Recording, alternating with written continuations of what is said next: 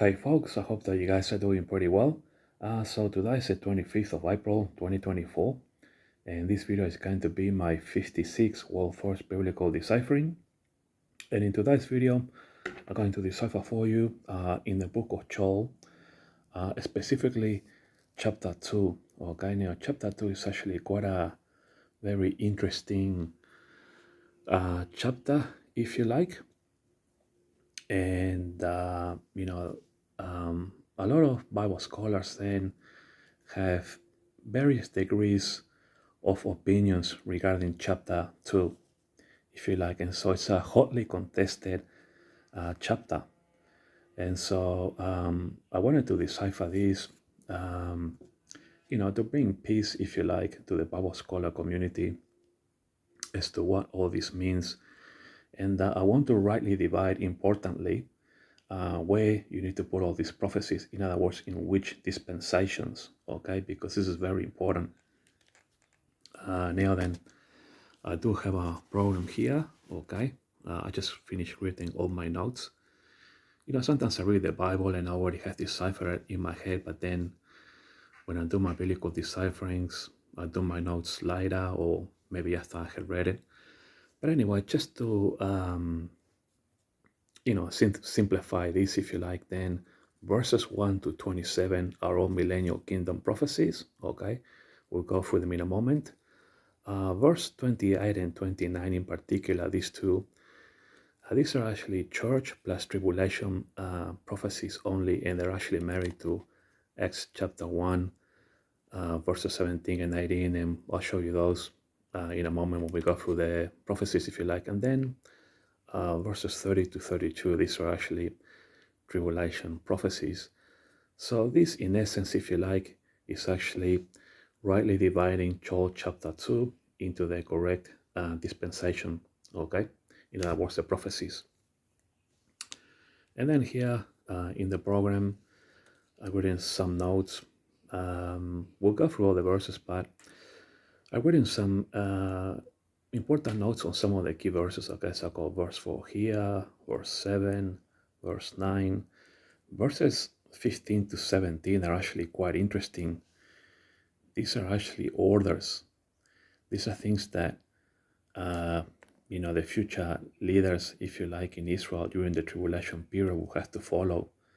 So these orders from 15 to verse 17, then the Jewish people in the tribulation need to be aware of this. They need to follow these orders. And so they really need to study the book of Joel, okay? And this is actually very key, very important. And I will go through these prophecies in a little while.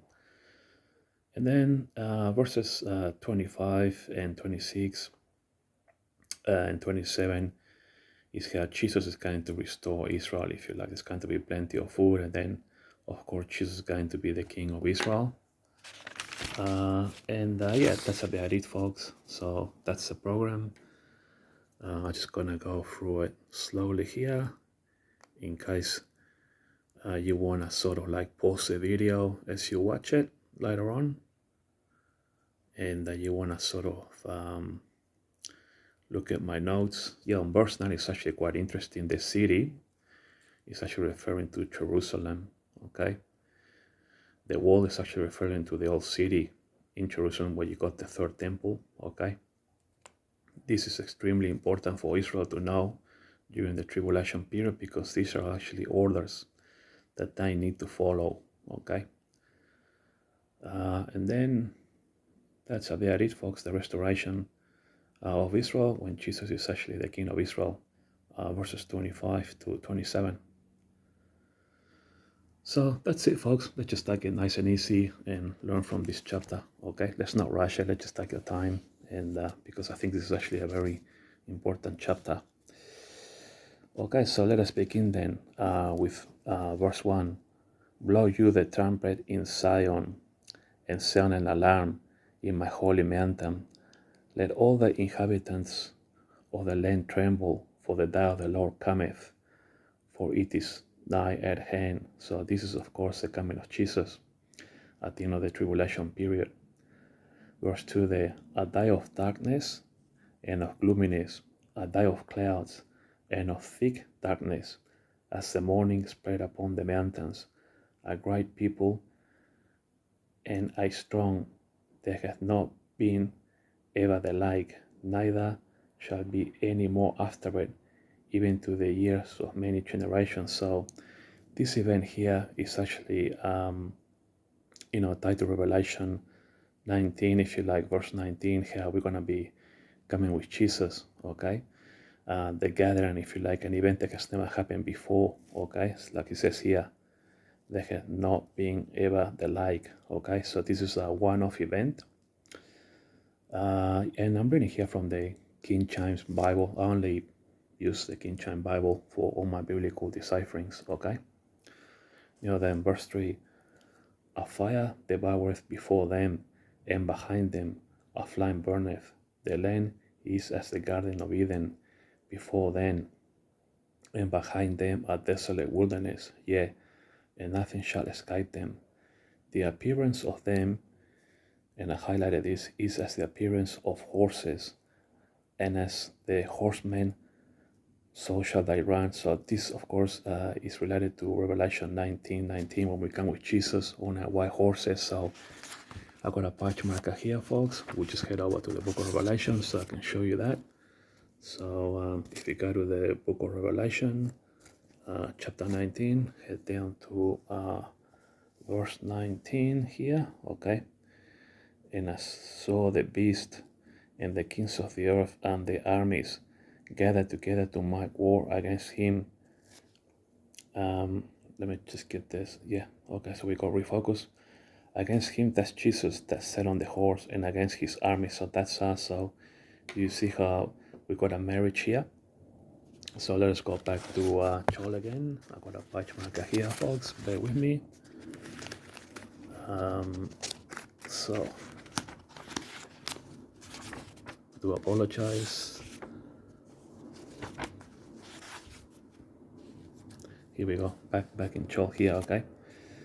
So yeah, verse 4 is actually married to Revelation 19:19. Okay, we are coming with Jesus on white horses. Okay. Now verse 5, like the noise of chariots on the top of mountains shall they leap, like the noise of a flame of fire that devoureth the stubble, as a strong people set in battle array. Before the fight, in verse 6 now, before the fight, the people shall be much pain, all faces shall gather blackness. So people will be watching us, and they're gonna have an interesting look in their faces. They're gonna be in awe, if you like. They shall run like mighty men. They shall climb the wall like men of war. Now they shall climb the wall.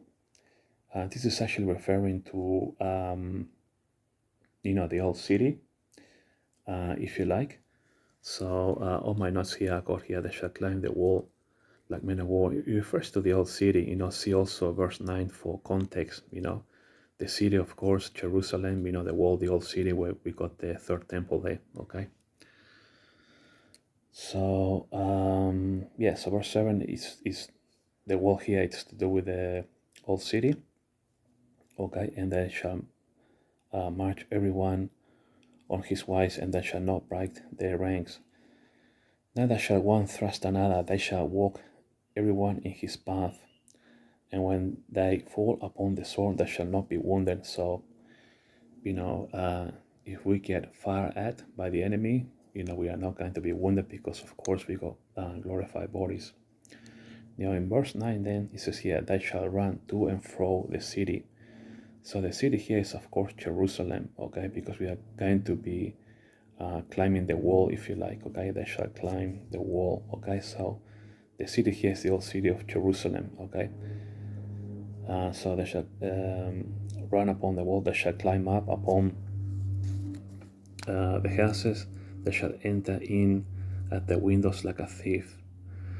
Verse 10, the earth shall quake before them, the heavens shall tremble, the sun and the moon shall be dark, and the stars shall withdraw their shining. Of course, this is like, Jesus' second coming, with us, with the signs, if you like. Verse 11, and the Lord shall utter his voice before his army. That's us, the signs. For his camp is very great, for he is strong to execute his word. For the day of the Lord is great and very terrible, and who can abide it? Therefore also in verse 12, therefore also now, said the Lord, turn you even to me with all your heart, and with fasting, and with weeping, and with mourning. Verse 13, and rend your heart, and not your garments, and turn unto the Lord your God, for he is gracious and merciful, slow to anger, and of great kindness, and repenteth him of the evil. Verse 14, who knoweth if he will return and repent, and leave a blessing behind him, even a meat offering and a drink offering unto the Lord your God. Now verses 15 to 17 are actually very important, and this is something that the Israeli authorities, the Jewish people need to know, for the tribulation period when Jesus comes back. These are orders: blow the trumpet in Zion. Okay, so blow the trumpet means that Jesus is giving an order to the Jewish people: blow the trumpet in Zion, sanctify a fast, call a solemn assembly. Another order here in verse 16: gather the people. These are orders, folks. Blow the trumpet, gather the people, sanctify the congregation, assemble the elders. This is something that the Jewish people, the leaders, if you like, need to do. Gather the children and those that suck the breast, in other words, the babies, if you like. Let the bridegroom go forth of his chamber, that's Jesus, and the bride out of her closet. Okay, so that's us, so this is like a future order, if you like. Let the priests, the ministers of the Lord, weep between the porch. This porch is, of course, the golden gate, okay, and the altar. And let them say, spare thy people, O Lord, and keep not thy heritage to reproach, that the heathen should rule over them. Wherefore should I say among the people, where is their God? Okay, so I'll put here order for the future. So verses 15 to 17, then these are orders that the Jewish leadership, at the end of the tribulation period, need to do. They need to be aware of these three prophecies here, okay, for Jesus' second coming. Now, verse 18, then will the Lord be jealous for his land and pity his people. Verse 19, yet the Lord will answer and say unto his people, behold, I will send you corn and wine and oil, and you shall be satisfied therewith, and I will no more make you a reproach among the heathen. Verse 20, but I will move far off from you the northern army. Okay, so Jesus is going to defeat this northern army, and I will drive him into the land barren and desolate, with his face towards the sea, and his hinder part towards the uttermost sea. And the stink shall come up, and his ill sorrow shall come up, because he had done great things. Fear not, O land, be glad and rejoice, for the Lord will do great things. So, of course, Jesus announcing here the restoration of Israel. Be not afraid, you beasts of the field, for the pastures of the wilderness do spring, for the tree beareth her fruit, the fig tree and the vine do yield the strength. Okay, so of course the land and also the people, the Jewish people, we'll come back with strength, if you like. It's Jesus restoring Israel, if you like. The land and the people. Be glad then, you children of Zion, and rejoice in the Lord your God. Of course, this rejoicing, if you like, can only happen during the Millennial Kingdom. For he hath given you the former rain moderately, and he will cause to come down for you the rain, the former rain, and the later rain in the first month. Okay, so rain will come. The land will flourish once again, and so there will be plenty to eat for the Jewish people, like we read here. And the floors shall be full of wheat, and the bed shall overflow with wine and oil, and I will restore you. See, the restoration. I will restore you the years that the locust hath eaten, the cankerworm and the caterpillar and the palmer worm, my great army which I send among you. And you shall eat plenty, this is verse 26, and be satisfied, and praise the name of the Lord your God, that hath dealt wondrously with you, and my people shall never be ashamed. Amen.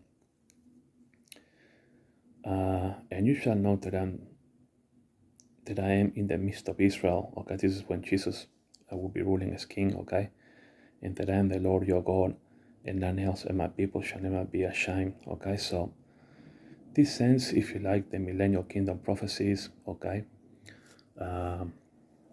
from verse 1. Okay, to 27. Okay, I put a line here, a dividing line.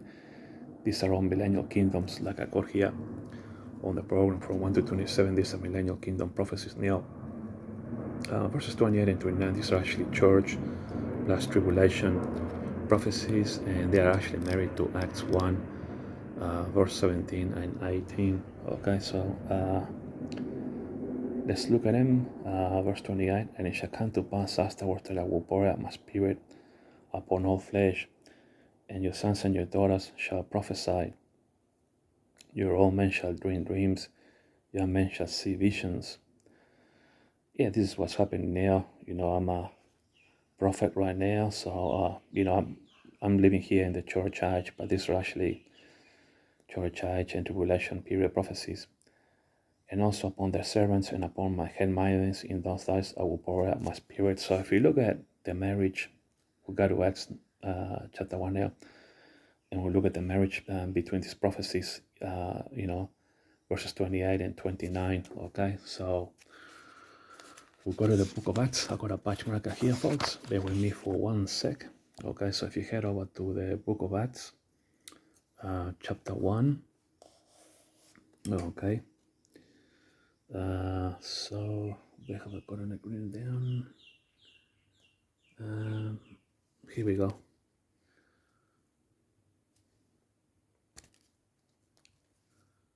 So, sorry, folks, actually on Acts chapter 2.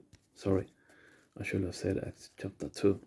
So, so if you go to Acts chapter 2, sorry, and it says here, and it shall come to pass in the last days. So this is where we are now. But last day also refers to, the tribulation period. Said God, I will pour out my spirit upon all flesh, and your sons and your daughters shall prophesy, and young men shall see visions, and your old men shall dream dreams. Okay.